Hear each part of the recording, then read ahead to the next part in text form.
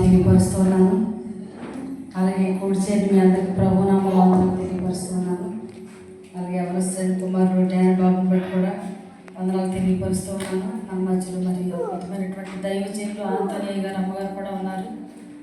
వారు కూడా ప్రభునామం వందనాలు తెలియపరుస్తున్నాను. ఈ సమయంలో నేను ఒక పాట పాడి ప్రభునామాన్ని మహిమపరుస్తాను.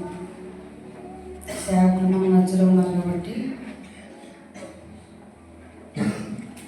ప్రభు ఈ భూలోకానికి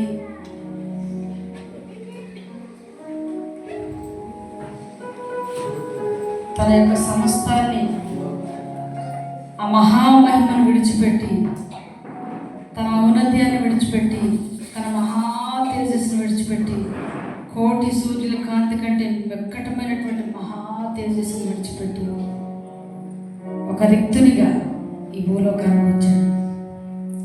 ఆయన ప్రేమతో సమస్తాన్ని జయించాడు. ఆయన యుద్ధం చేయదు.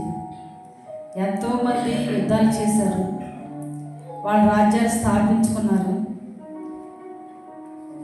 దేశాల్ని జయించారు.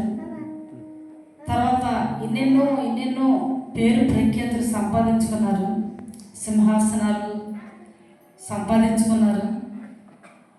కానీ వారి కాలంలో అవి కొంతకాలం వరకు, వారు ఉన్న ఒక 50 ఏళ్ళు, ఒక 100 ఏళ్ళు, ఆ కాలంలోనే వారి పరిపూర్తి అయిపోయింది. వారి పేరు కూడా మాసిపోయింది. హలో, ఇంకొకటి, యేసు ప్రభు వారు మరి మరణాన్ని జయించి, మరణపు ముళ్ళను విరిచి మరణాన్నే గెలిచాడు. అంత మాత్రమే కాదు, ఆ మహాదేవుడు కత్తిపట్టలేదు, ప్రేమతో సమస్తాన్ని తన స్వాధీనపరుచుకున్నాడు. అలాగే ఈరోజు మనం ఆయన గురించి పుట్టినరోజు సందర్భంగా మనం అందరం కూడా మాట్లాడుకుంటున్నాం, ధ్యానించుకుంటున్నాం, ఆరాధించుకుంటున్నాం, సంతోషిస్తున్నాం. కానీ ఎవరైనా ఒకరు పుట్టినరోజు అనుకోండి, ఇప్పుడు దేవుళ్ళు అనబడుతున్న వారు ఎంతోమంది ఉన్నారు. వాళ్ళ పుట్టినరోజులు వాళ్ళకి మొదలలేదు, చివరలేదు. కానీ యేసు ప్రభు చరిత్ర కలిగిన దేవుడు. అంత మాత్రమే కాదు, ఆయన యొక్క పుట్టినరోజు ప్రపంచమంతా జరుపుకుంటుంది. కానీ రాజులు వారి ఏరియాలో వారు మాత్రమే జరుపుకుంటారు.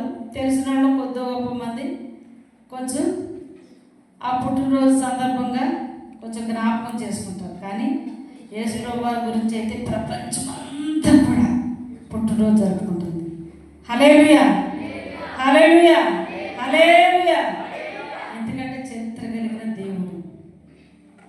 ఆయన సామాన్యుడు కాదు. సామాన్యుడిగా వచ్చాడు కానీ సామాన్యమైన దేవుడు కాదు. సామాన్యులు సహితం ఆయన రాజ్యములు, ఆయన స్వాస్థ్యాన్ని అనుభవించేవారుగా ఈ మంటి మనుషుల విషయంలో ఎంతో శ్రద్ధ కలిగి ఆయన మన కొరకు మంటి రూపాన్ని దాల్చి, తన మహిమ రూపాన్ని విడిచిపెట్టి, తన ఉండు రాజ్యములు మనం కూడా ఉండులాగిన గొప్ప ఏర్పాట్లు, గొప్ప సిద్ధపాట్లు దేవుడు మనకు కలుగు చేశాడు. ఎంత గొప్ప దేవుడు మనం కలుగునంటే మనం ఎంత ధన్యులు. యెహోవా దేవుడు కాగల చేరులు ధన్యులు.